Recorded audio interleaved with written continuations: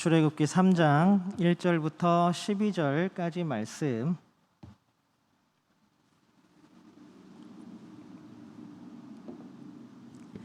저와 여러분이 한 절씩 번갈아 가며 읽습니다. 제가 먼저 1절 읽겠습니다. 모세가 그의 장인 미디안 제사장 이드로의 양떼를 치더니 그 떼를 광야 서쪽으로 인도하여 하나님의 산 호렙에 이르매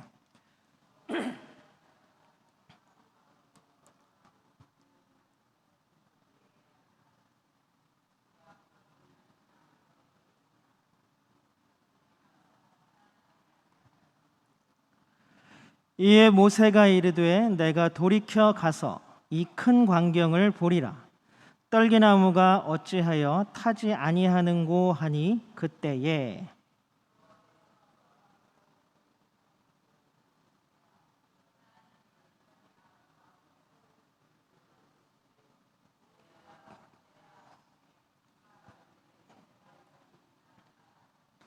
하나님이 이르시되 이리로 가까이 오지 말라.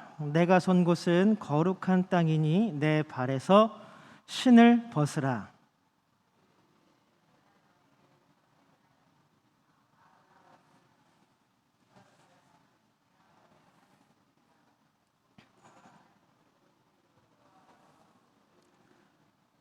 여호와께서 이르시되 내가 애굽에 있는 내 백성의 고통을 분명히 보고 그들이 그들의 감독자로 말미암아 부르짖음을 듣고 그 근심을 알고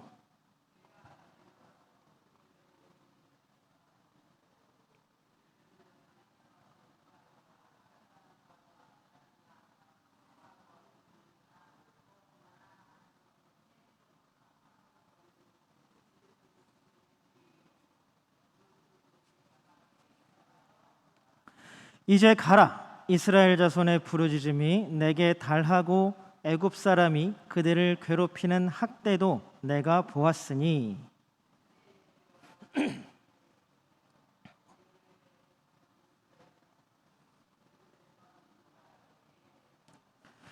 모세가 하나님께 아뢰되 내가 누구이기에 바로에게 가며 이스라엘 자손을 애굽에서 인도하여 내리이까.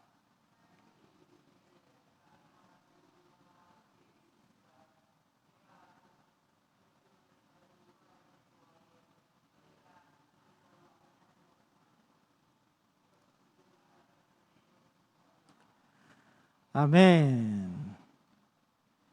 이 시간 함께 모여 예배하는 모든 분들 주님의 이름으로 환영합니다. 아멘. 이 시간 드리는 예배 가운데 하나님이 임재하셔서 우리에게 놀라운 복과 은혜를 가득 채워주시기를 소망합니다. 더불어 예배하는 모든 분들 주님의 은총이 가득하기를 주님의 이름으로 축복합니다. 우리 멀리 떨어져 있는 분들도 계시지만 우리 얼굴 보면서 같이 인사 나누겠습니다. 사랑합니다. 축복합니다.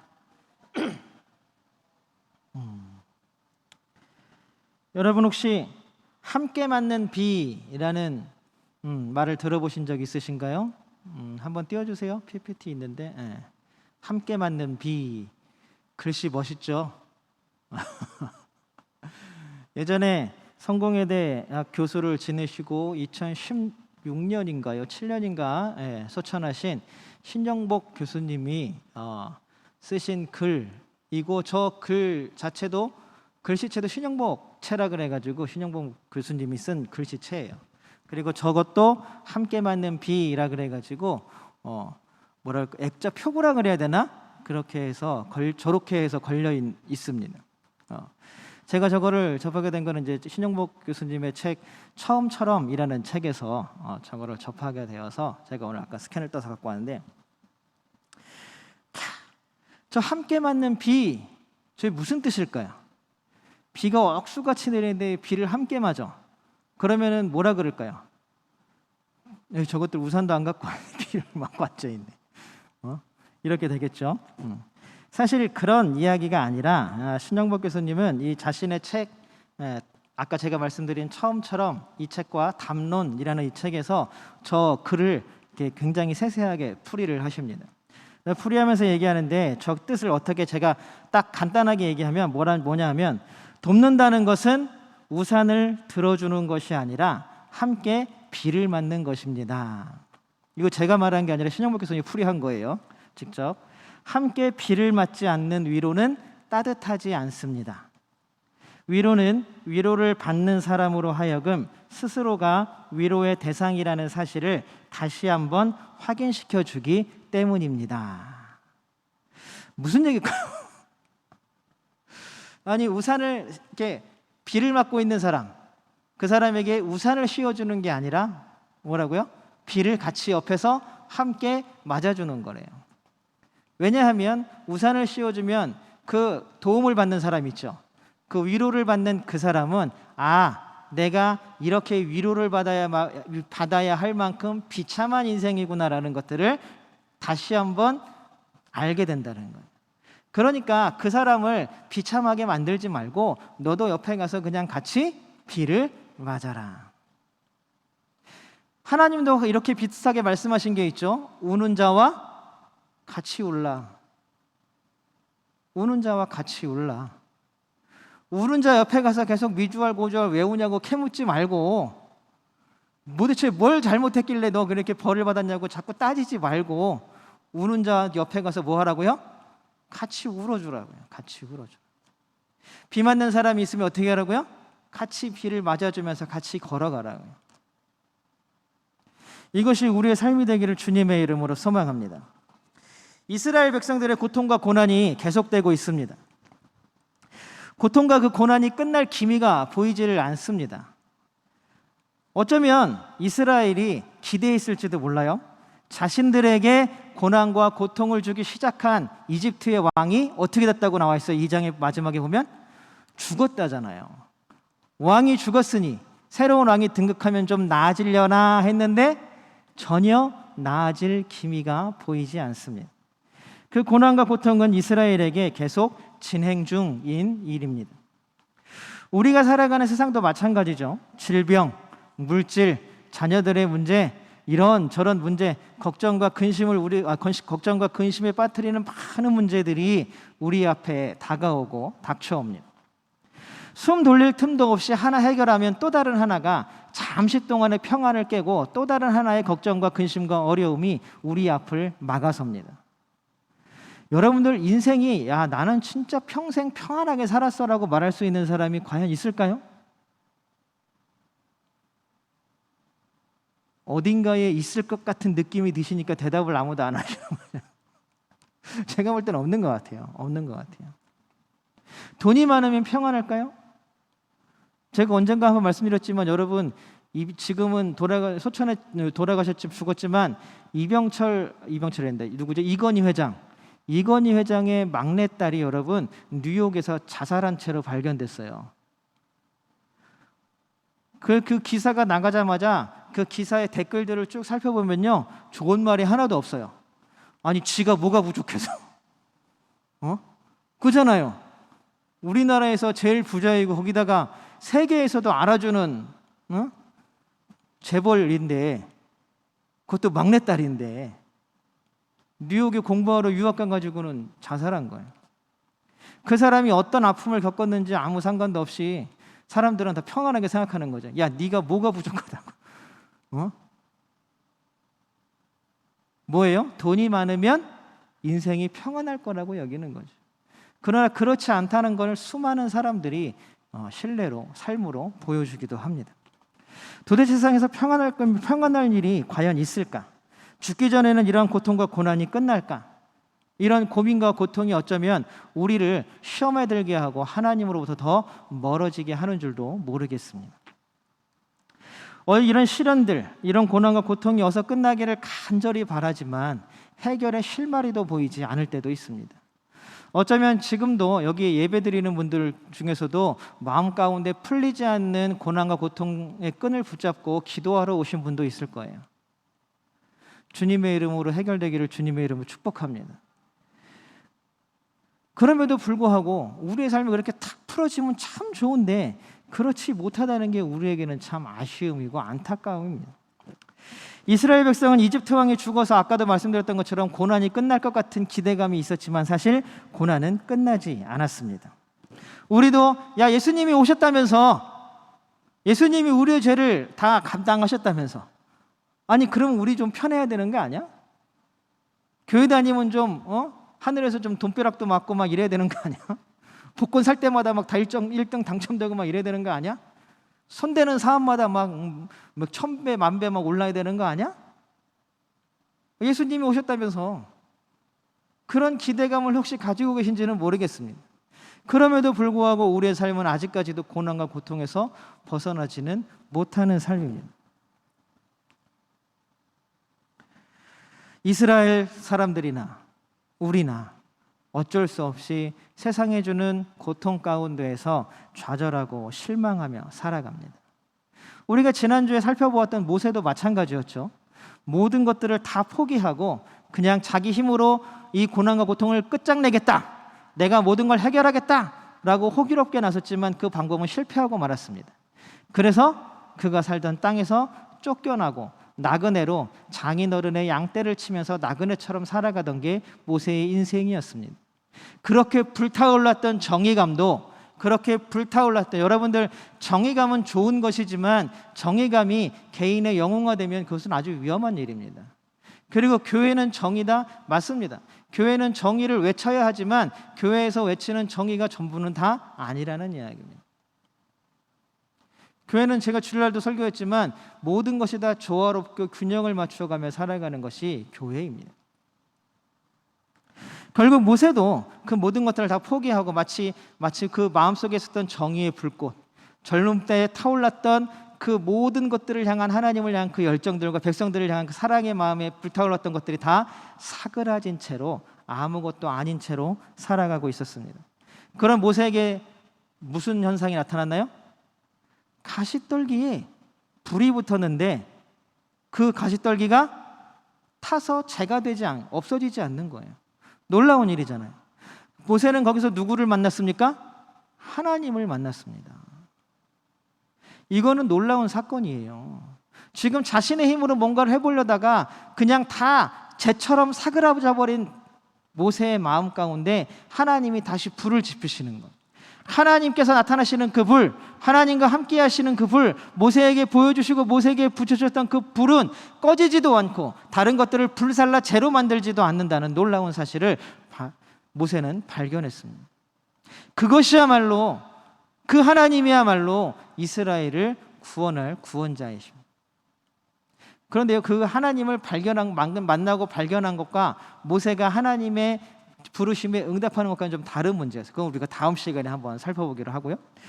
오늘은 다시 한번 하나님께서 나타나신 두 번째, 오늘은 모세는 일단 제쳐두고 고난과 고통 가운데 있는 이스라엘을 향해서 나타나신 하나님을 우리가 함께 나누고자 합니다.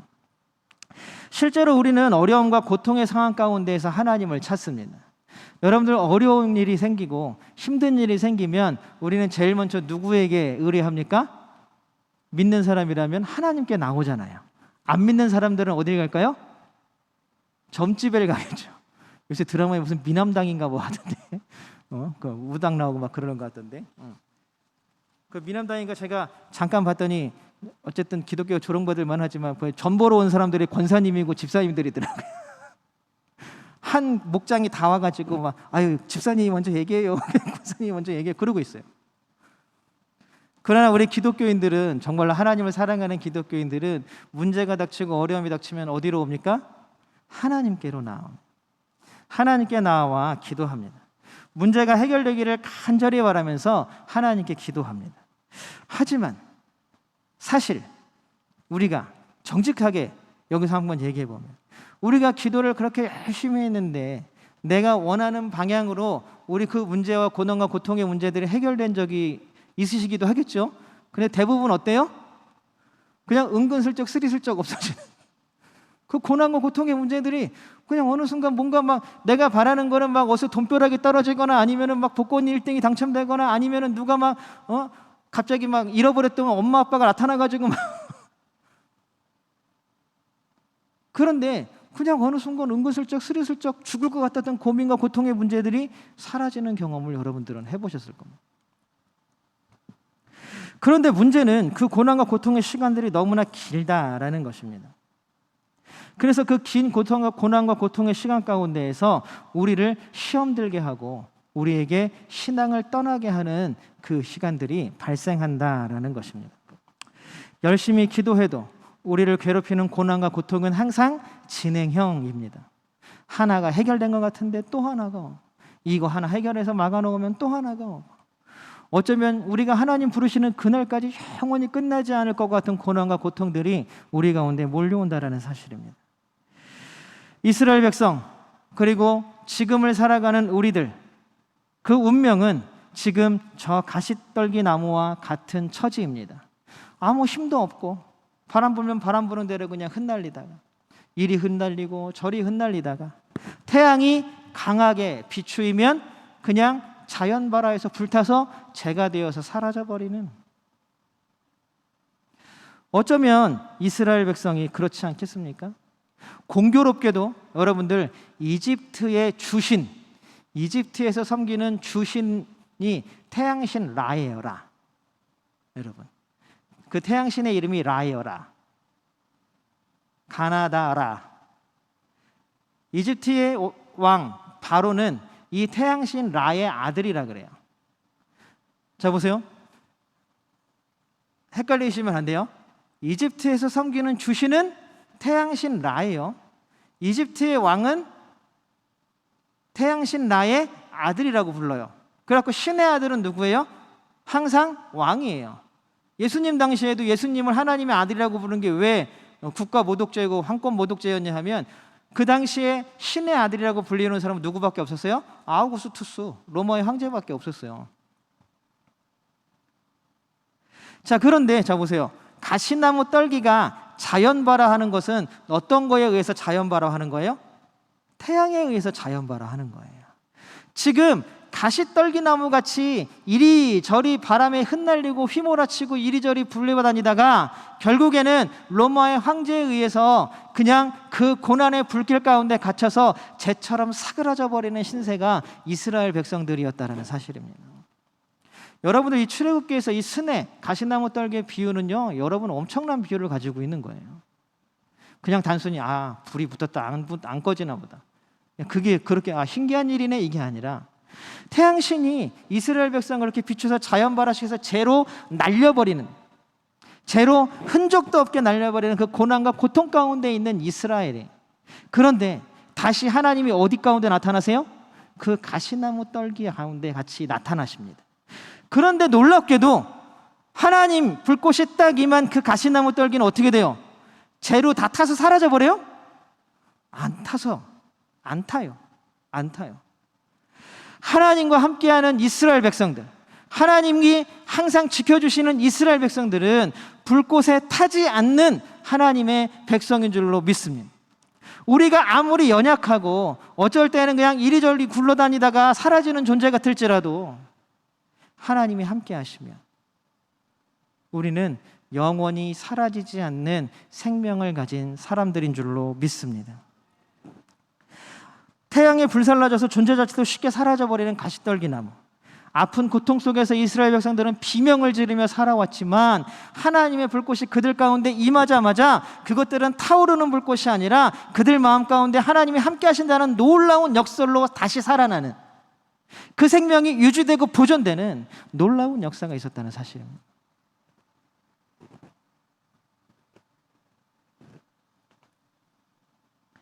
그런데요, 하나님께서는 놀라운 일을 벌이십니다.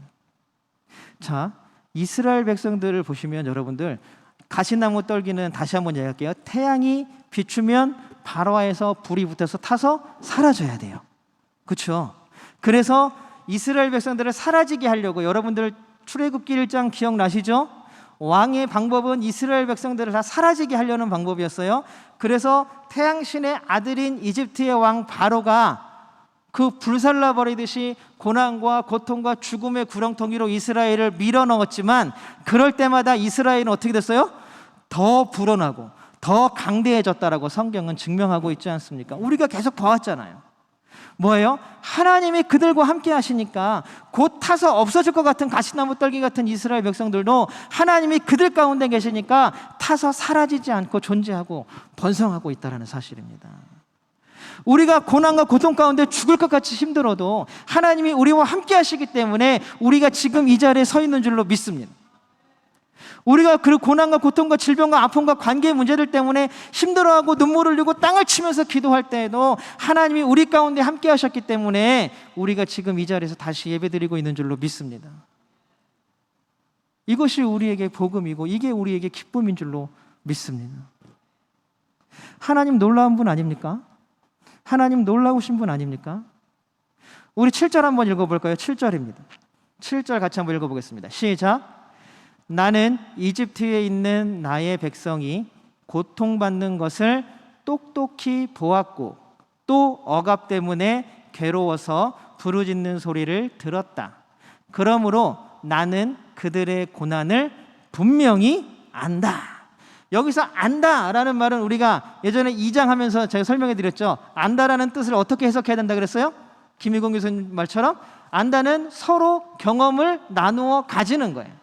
하늘에서 망원경 이렇게 보시면서 에휴 쟤네들 힘들겠네, 에휴 아프겠네, 아유 왜 또 맞네, 이렇게 보시는 게 아니라 아유 얼마나 아프면 저렇게 울고 있어, 하늘에서 그냥 멀리서 듣고 계신 게 아니라 하나님이 안다라고 했을 때에는 그들이 고통당하고 그들이 두들겨 맞고 그들이 울고 울부짖는 그 상황 가운데에서도 하나님이 그들의 경험, 그들의 고난, 그들의 고통, 그들의 울부짖음을 모든 경험들을 하나님도 함께 나누어 가지고 계시다는 사실입니다.